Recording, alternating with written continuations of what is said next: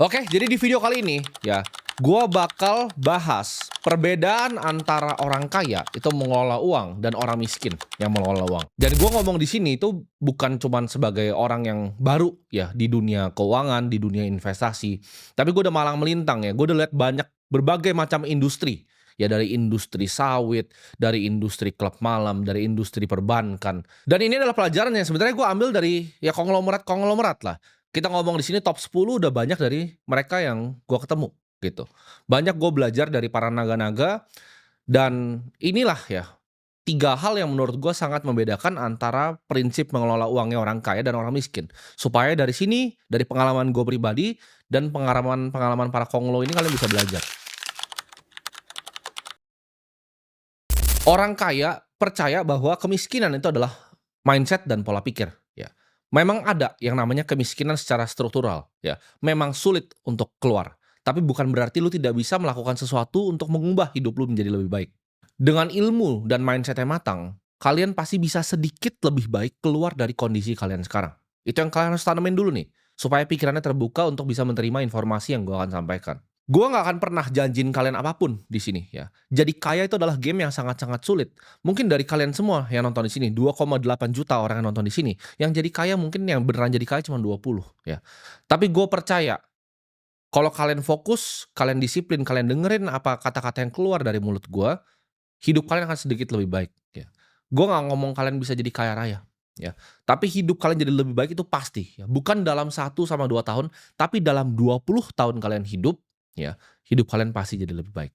Nah, ini perbedaan yang paling fundamental pertama ya, dari orang kaya dan juga orang miskin ya. Karena gue juga punya kenalan orang yang miskin gitu loh. Yang kerja sama gue ada yang masih golongannya miskin. Jadi gue suka sama ngobrol gitu, gue survei, kadang gue biasa ngobrol sama satpam juga, kadang gue ngobrol dengan konglomerat. Ya, ini perbedaan yang paling fundamental menurut gue. Orang kaya itu investasi, orang miskin tuh fokusnya konsumsi. Jadi fokus tujuan hidup dari uangnya itu udah berbeda. Orang miskin tuh fokus ya kan, dia kerja ya kan, dapat gaji, bayar cicilan, bayar tagihan, habis itu sisanya apa, ayo kita konsumsi. Pokoknya dia gajian ya, dia bayarin tagihan habis itu. Terus dia konsumsi habis itu. Uang itu cepat banget keluar dari orang miskin. Begitu uang datang nih, misalnya gaji 4 juta datang, sep, bayar tagihan, segini segini segini segini, sisa ada 400 ribu terakhir, ah ini pakai nonton bioskop sama pacaran sama cewek. Atau misalnya ada 200 ribu terakhir, ah ini beli kaos sama beli sepatu satu. Orang miskin tuh selalu nganggep uang tuh sebagai hal yang harus dikeluarkan secara cepat. Jadi mereka nggak pernah ngerasain uang tuh ada di tangan mereka. Gaji itu langsung hilang, bayar-bayar sana sini, ada sisa sedikit, mereka tidak pakai untuk investasi. Tapi mereka pakai lagi untuk tadi, untuk validasi, untuk konsumsi. Mereka skeptis banget sama kata-kata yang namanya investasi. Karena orang miskin ini kan kebanyakan bodoh ya. Jadi segmen miskin ini kebanyakan gue sebut arogan, bodoh ya. Tapi banyak juga yang bodoh ini. Akibat kebodohan mereka apa? Mereka tertipu dengan investasi bodong biasanya. Contohnya seperti robot trading, ditawarin, "Oh ini ada robot nih bisa 10% sebulan." Orang miskin nih paling percaya hal-hal begitu, yang nggak kerja, yang mudah, yang gampang. Tapi kalau disuruh, "Oke investasi ya, ini lu pelajari nih ya, cara perusahaan bekerja tuh seperti ini, laporan keuangan tuh cara bacanya seperti ini, rasio keuangan tuh seperti ini cara bacanya." Mereka, "Aduh susah, ribet, pusing, nggak mau." Tapi ini ada robot nih 10%. Mereka ke robotnya. Mereka kena tipu, uangnya hilang semua, habis itu mereka tidak pernah lagi mau yang namanya investasi. Mereka anggap semua investasi adalah penipuan. Ketika keluar Bitcoin, oh Bitcoin itu scam. Ketika ada properti ini, oh ini pasti scam. Karena dulunya mereka pernah ketipu, karena kebodohan yang mereka punya sendiri, mereka kena iming-iming dari teman, hidupnya jadi berantakan. Orang kaya itu melihat uang tuh sebagai benih yang bisa tumbuh. Setiap rupiah yang gua hasilkan dari gua masih kecil, itu gua anggap sebagai benih yang bisa gua tumbuh untuk jadi pohon yang besar di masa depan. Gimana caranya dari uang yang sedikit ini, itu bisa ke depannya bisa jadi gunung ya, bisa jadi uang yang menghasilkan uang lagi. Bukan uang ini gua habiskan untuk beli sepatu.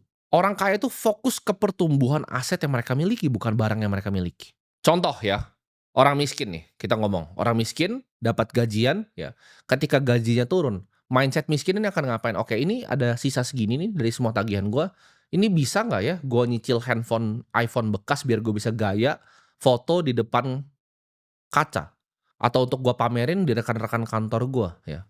Dari misalnya 400, 500 ribu sebulan yang gua sisihkan, apakah ini bisa gua pakai untuk bahkan cicil handphone bekas? Kalau orang dengan mindset kaya, ya, mereka punya pikiran yang berbeda. Oh, dari 400 sama 500 ribu ini, apa yang bisa saya lakukan? Dibanding saya beli handphone, bisakah saya punya kepemilikan dari perusahaan iPhone-nya? Apple-nya bisa nggak ya saya beli sahamnya? Kenapa saya harus beli iPhone bekas? Kenapa saya nggak punya kepemilikan kecil dari Apple? Nah, itu udah fundamental pemikiran yang sangat-sangat berbeda. Orang miskin itu sangat-sangat konsumtif, orang kaya itu tahan sama yang namanya godaan. Mereka bisa menunda yang namanya kesenangan. Ingat, bangun aset dulu, gaya hidup itu nanti, ya ketika sudah punya cukup. Kenapa gue bilang orang kaya itu fokus membangun aset? Dari kecil ya kan, gue waktu itu lihat Warren Buffett, dia mendapatkan dividen dari Coca-Cola itu lebih besar dibanding semua direksinya bekerja seumur hidup. Di situ gue tahu, oh, gue bermimpi di situ.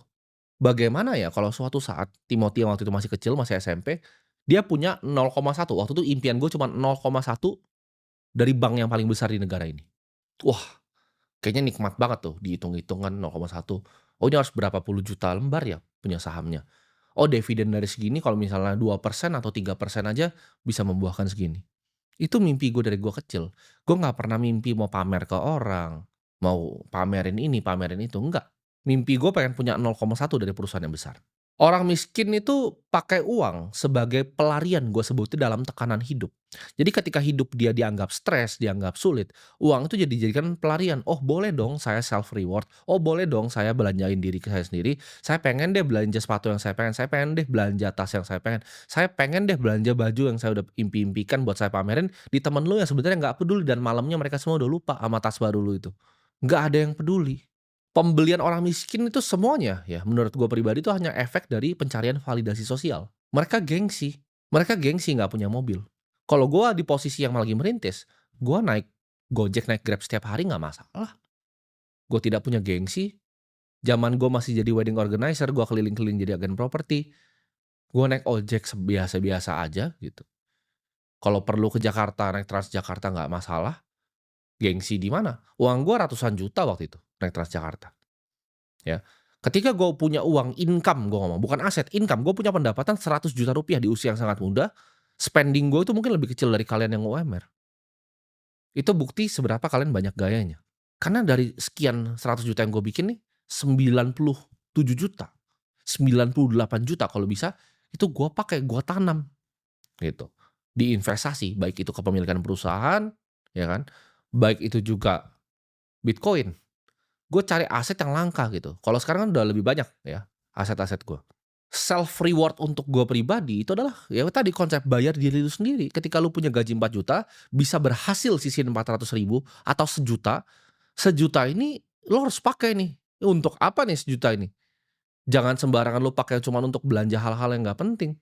Jangan dipakai bahkan untuk cuman cicilan untuk lo pamer punya handphone bagus. Self reward gue apa? Self reward gue tadi, gue punya kepemilikan dari perusahaan. Gue punya aset yang langka dan diinginkan banyak orang. Itu self reward gue. Sampai detik ini. Kan kalian mungkin pikir, oh tapi kan lu punya banyak barang-barang mewah. Betul. Orang kaya yang gue perhatikan ya, itu konsumtif pakai hasil dari investasinya. Jadi bibitnya dia tanam, jadi pohonnya rindang, buahnya diambil dia makan. Maksudnya apa? Orang kaya nih, punya saham 100 miliar di perusahaan TBK. Dividennya 3%. Dia mendapatkan 3 miliar misalnya per tahunnya. 1 miliar itu dia pakai untuk beli Alphard mobilnya. Nah itu orang kaya. Orang miskin ya, duitnya 2 miliar, 1 miliar itu dipakai untuk beli Alphard. Nah itu orang miskin. Atau dia asetnya cuma 2 miliar, dia nyicil Alphard. Itu orang miskin pasti. Kalau kalian pernah dengar ada orang bilang, oh mau beli mobil A ini sebenarnya gampang lah. Tapi lagi nggak pengen dulu, itu artinya itu pasti orang miskin. Karena orang kaya kalau sudah mampu beli aset seperti itu buahnya dari pohon. Itu hasilnya dari bibit yang dia tanam 10 tahun lalu. Orang yang bilang, oh belum mampu, bisa tapi nggak mau beli ini, itu adalah orang yang belum punya pohonnya. Ya. Orang yang udah punya pohonnya, buahnya tuh udah banyak. Dia bisa pakai buahnya dia petik untuk dibagikan ke orang lain. Ya. Petik buahnya pakai bangun sekolah. Petik buahnya lagi pakai bangun sekolah. Karena pohonnya udah ada, udah rindang. Orang miskin tuh gaya hidupnya meningkat terus ya. Jadi pendapatnya meningkat. 4 juta pertama, 6 juta, 8 juta, 10 juta. Dia 10 juta pun gajinya, pengeluaran jadi 10 juta. Makan di restoran sedikit lebih mahal. 20 juta, oh lebih naik lagi dia. 50 juta, dia lebih naik lagi. Dia mulai nyicil BMW seri 3 itu gaji 50 juta. Gue beli mobil 1 miliaran pertama, itu di saat aset gue itu 100 miliar. Ya. Udah menghasilkan bunga dari sana. Jadi ingat ya, kesimpulannya dari poin pertama ini adalah orang miskin tuh sibuk cari validasi, orang kaya itu sibuk gimana caranya bikin pohon yang itu nanti sangat rindang, yang buahnya bisa dipakai untuk dirinya, bisa dipakai untuk keluarganya, bisa dikasih makan untuk anak-anaknya, dan bahkan bisa bermanfaat untuk orang lain. Nah ini poin kedua yang gua tangkap dari ngobrol sama banyak konglomerat, nggak cuma konglomerat tapi kita ngomongnya rising star yang umurnya 30 tahun yang sekarang paling top-topnya ya. Kalau di 20-an gue belum lihat ada, di 30-an ini udah banyak yang rising star dan sama yang sudah berumur mungkin yang sudah 70, top 5 paling kaya, top 4 paling kaya. Orang kaya itu selalu punya yang namanya rencana. Orang miskin tuh hidup apa adanya. Orang kaya maksudnya apa? Mungkin kalian banyak bingung, "Oh, maksudnya apa nih orang kaya punya rencana?" Orang kaya itu selalu punya visi jangka panjang, hidupnya tuh mau seperti apa. Dia perusahaannya mau dibikin seperti apa, apakah perusahaan ini mau dijual atau enggak dia sudah tahu. Salah satu mentor gua, Pak Toto Sugiri itu pernah ngajarin gue seperti ini. Ketika dia punya perusahaan-perusahaan software dari dulu, dia anggap itu sebagai seniman membuat lukisan. Jadi tidak ada attachment di dalam situ. Dia sudah tahu kalau dia bikin satu perusahaan ini, memang sudah ada niatnya untuk dia menjual perusahaan ini. Jadi orang kaya itu rencananya panjang, dari awal dia bikin perusahaan dia udah tahu ini bahkan lukisan yang akan dijual.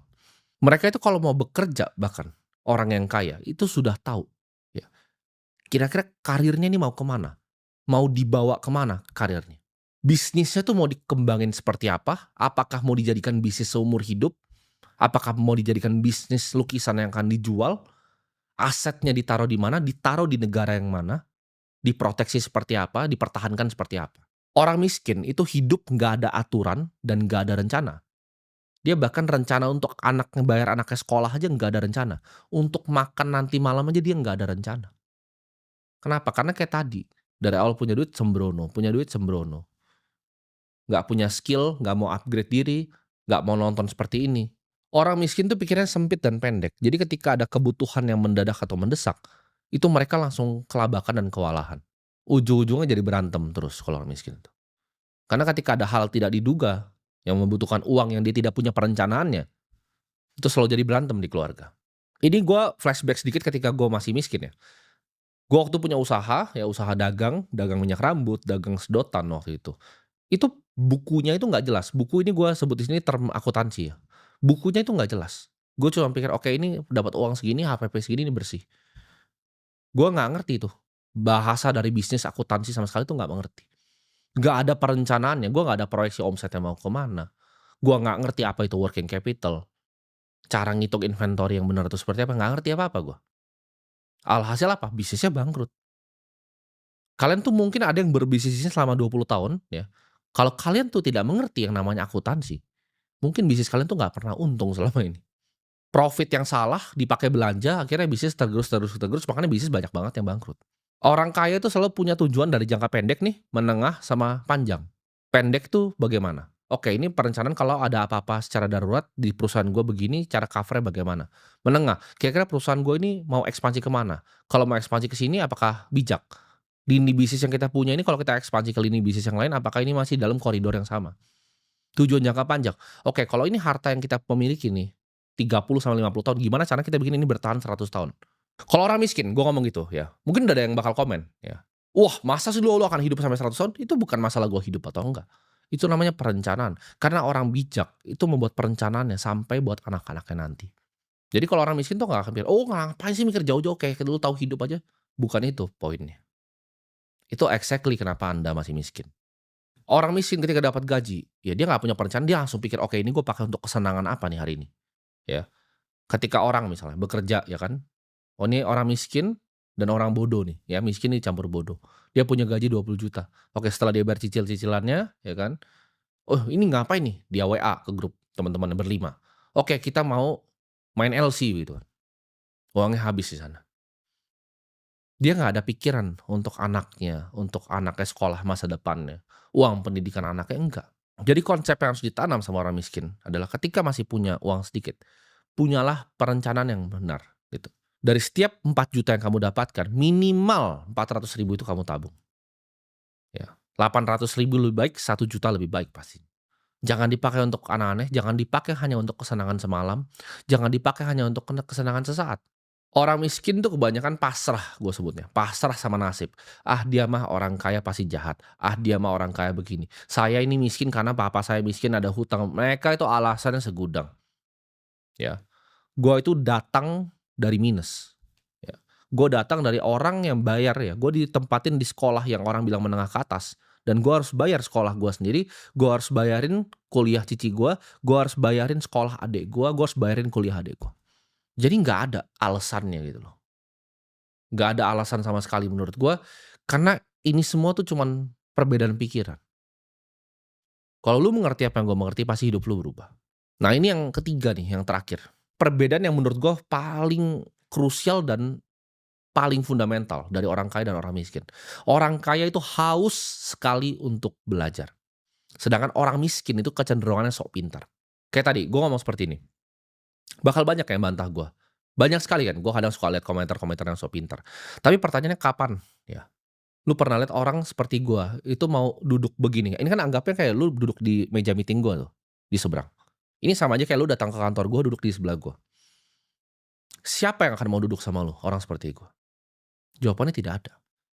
Tapi dengan akses gratis, lu cuman modal kuota, ini gratis semuanya. Gua tidak pungut biaya untuk lu bayarin gua makan di sini, ya, bayar kopi aja enggak, tapi gua kasih akses ini gratis. Tapi masih ada yang skeptis. Kenapa? Karena orang miskin tuh punya kecenderungan untuk sok pintar. Ini gue kasih tahu ya, gue pribadi dan partner gue, Bro Kakak, ya. Kita berdua tuh ngabisin mungkin miliaran hanya untuk investasi di ilmu yang kita punya sekarang. Total kelas dan buku yang kita beli itu udah miliaran. Semua yang kalian bisa pikirin itu udah pernah gue beli. Dan gue pun punya banyak sekali ya teman-teman bahkan yang sepantaran, yang lebih tua sedikit, itu haus sekali dengan ilmu ya. Gue punya satu teman namanya Andrew, partner di Holy Wings juga, dia punya 2.000 ya. Outlet gadainya 2.000. Kalian bisa cari aja tuh di jalanan, mungkin ada kalian ketemu. Itu hobinya dulu, itu ikut workshop dan ikut seminar. Setiap bulannya dia ikut seminar sama ikut workshop. Yang kadang dia pernah cerita waktu itu ke gue. Dia cerita ketika dia waktu pernah nanya, orang malah ketawain dia karena menurut yang di situ pertanyaannya sederhana. Tapi dia nggak apa-apa, dia nggak malu untuk bertanya. Karena dia beneran pengen tahu dan dia haus dengan ilmu. Contoh gue pribadi, kadang gue pernah ya, gue beli kelas online tuh sampai ratusan juta harganya ya, per tahun ya. Ada kelas online ratusan juta per tahun, gue beli. Gue sudah tahu 99% dari materinya. Karena gue juga bukan anak kemarin sore di market finansial. Gue sudah tahu 99% dari materi yang disampaikan. Tapi 1% materi baru, untuk gue bayar 100 juta dari capital gue, sudah worth it untuk gue. Jadi kalian harus paham ini. Bahkan konglomerat-konglomerat, mereka itu pengen belajar sama yang muda-muda. Ya. Bahkan partner-partner gue yang lebih berumur 37, 38, mereka masih mau belajar sama gue, masih mau nanya. Padahal kalau orang lihat di luar, oh mereka banyak pasti lebih tahu dari gue. Tapi mungkin satu atau dua hal yang mereka tahu baru dari gue, itu luar biasa untuk mereka. Orang miskin tuh nggak pernah punya pikiran untuk belajar. Ya. Mereka nganggap mereka itu paling pintar, mereka paling tahu semuanya. Nggak ada yang bisa ngasih tahu mereka apapun. Oke, lu kaya cuman karena hoki, lu kaya cuman karena begini. Gue miskin tuh karena keadaan, karena ini struktural. Orang kaya itu nganggap uang tuh sebagai sesuatu yang bisa dikuasai, bukan cuma sekedar hoki. Ketika gue punya teman, punya brand e-commerce, dia juga sama. Dia beli satu workshop 250 juta kemarin di cerita gue. Apa yang dia dapatkan? Oh banyak tim, dapat ini, dapat ini, dapat ini. Oh gimana ya caranya add value di produknya? Oh gimana ya cara supply chain seperti ini? Mereka itu rela bayar mahal untuk ilmu yang mereka belum kuasai. Contoh, lu punya brand e-commerce, lu omset 100 juta, ada kelas 5 juta, ya. Ngajarin gimana cara lu bikin bisnis lebih efisien, lu bayar 5 juta, lalu bulan depan omset lu jadi 200 juta. Itu 2x returnnya. Lu tidak akan ketemu di financial market seperti itu. Ini kita akan contohin ya, gue contohin langsung di financial market. Ada orang A, ya kita sebut A ini punya uang 500 juta. Dia beli nih, kelas harganya 10 juta. Dari 500 tuh kurang tuh ke 490 ya. Sedangkan ada orang B, sama dia 500 juta. Ini orang miskin nih B nih. Ini punya uang 500 juta, dia nggak mau, dia nggak mau beli kelas. Dia paling pintar. Ya. Dia investasi, uangnya hilang 250 juta dalam 3 bulan. Ya. Pasti udah ada nih yang nonton di sini yang mengalami hal yang sama. Lu kira lu paling pintar, oh bisa belajar dari YouTube aja, 250 juta uangnya hilang. Sedangkan yang A tadi, uangnya akhirnya jadi 1 miliar karena belajar. Yang satu jadi 1 miliar, yang satu uangnya hilang 250 juta. Cuman nggak mau beli kelas 10 juta dan sok pinter. Kalian bayangin, itu fenomena yang gue lihat di negara ini. Itu yang sangat gue sayangkan. Buffett itu terkenal untuk baca 500 halaman loh sehari, ya. Dia suka baca 500 lembar setiap hari sampai sekarang. Dan dia selalu bilang investasi terpenting yang bisa dilakukan seorang manusia adalah investasi ilmu. Makanya gue bingung sekali, orang Indonesia itu ketika temannya itu pengen upgrade dirinya, datang ke workshop, temannya itu ikut komunitas, temannya itu beli kelas online, itu dikatain di negara ini. Ah, ini kelas online. Bahkan yang bikin kelasnya pun dikatain di negara ini. Contoh ya, Ray Dalio itu punya Bridgewater, dia juga jualan buku informasi. Bukunya nggak murah, 500.000. Itu tidak pernah gue liat cacian di luar negeri kayak, oh ini dia jualan buku. Ya, mungkin ada lah kalau di TikTok itu kan komentar-komentar dari orang-orang Pakistan tuh mungkin ada. Tapi kalau di Amerika itu tidak ada. Di Singapura tidak ada seperti itu. Di Korea pun tidak ada, di Swiss itu tidak ada hal-hal seperti itu. Itu hanya ada di negara-negara yang sangat berkembang dan isi rakyatnya sangat-sangat bodoh. Karena mereka ini membenci ilmu dan mereka merasa mereka pintar. Ah, orang ini penjual kelas. Ah, orang ini beli kelas. Yang beli dikatain, yang mau ngajar pun dikatain juga. Orang kaya itu lebih fokus beli ilmu. Orang miskin nih ya, itu fokus tadi, beli sepatu untuk dia pamerin di tongkrongan. Orang miskin tuh sibuk untuk mencemooh orang lain yang mau upgrade dirinya. Harvard pun menjual ilmu. Ray Dalio pun punya kelas. Dia punya kelas di satu platform namanya Masterclass, di mana dia mendapatkan royalti tiap kali orang nonton video itu. Tapi apakah dia butuh duitnya? Kita nggak ada yang tahu. Mungkin dia pakai untuk donasi, dia pakai untuk hal-hal yang lain. Tapi kalau di Indonesia begitu bukan hal yang baik gitu, dianggap sebagai hal yang sangat negatif. Kalian tahu nggak, bahkan Warren Buffett tuh juga pembeli kelas. Dia beli kelasnya Dale Carnegie. Jadi Warren Buffett itu belajar public speaking, bisa ngomong seperti di Berkshire itu karena dia ikut kelas bagaimana caranya public speaking. Dari hasil public speaking dia, yang bisa dilakukan adalah apa? Dia bisa influence orang banyak. Bahkan Charlie Munger tuh terkenal, dia adalah pengikut setianya Cialdini, ya, yang bikin buku judulnya Influence kalau kalian tahu. Itu yang mereka lakukan supaya orang nanti percaya juga dengan public persona mereka, percaya dengan track record-nya, dan ikut berinvestasi di sahamnya Berkshire Hathaway. Dari hasil dia beli kelas. Bahkan dia bilang, itu investasi terbaik yang dia pernah lakukan seumur dia hidup. Kemampuan dia untuk akhirnya jadi bisa public speaker yang baik. Kemiskinan tuh kalian harus ingat, itu kadang bukan cuma soal rekening, ya. Tapi kemiskinan tuh ada di cara berpikir kalian semua. Jadi kalau kalian pernah mikir seperti itu, ah ini nggak mau investasi ilmu, mungkin karena itulah kalian jadi miskin seumur hidup. Karena itulah kalian nggak pernah bergaul di kumpulannya orang kaya. Jadi gua akan simpulin secara singkat ya. Yang pertama, orang kaya itu fokusnya investasi bukan konsumsi. Yang kedua, orang kaya itu punya perencanaan. Orang miskin tuh ya hidup ngasal aja, apa adanya. Dan yang ketiga, orang kaya itu investasi di ilmu, mereka haus cari ilmu, sedangkan orang miskin itu sok pintar. Jadi, kenapa gue simplifikasi seperti ini videonya? Karena gue pengen ini bisa ditonton sampai 100 tahun ke depan. Karena gue percaya prinsip-prinsip ini sudah dari ratusan yang gue ngobrol sama orang, gue reiterasi sama diri gue sendiri. Cuma 3, ya. Kesimpulan gue memang cuma 3 ini. Lu lakukan 3 ini, konsisten lah di bidang lu tuh selama 20 tahun, gue percaya, ya. Kedepannya hidup lu pasti berubah. Karena gue ada di sini sekarang, gue di fase hidup yang berbeda. Gue nggak di sini untuk gue cari uang dari gue nyalain kamera. Seperti gue bilang tadi, pohon gue ini sudah rindang, buah gue sudah banyak, ya. Investasi gue juga cuma sederhana, ya. Gue punya perusahaan yang besar sekali, gue punya beberapa perusahaan, gitu.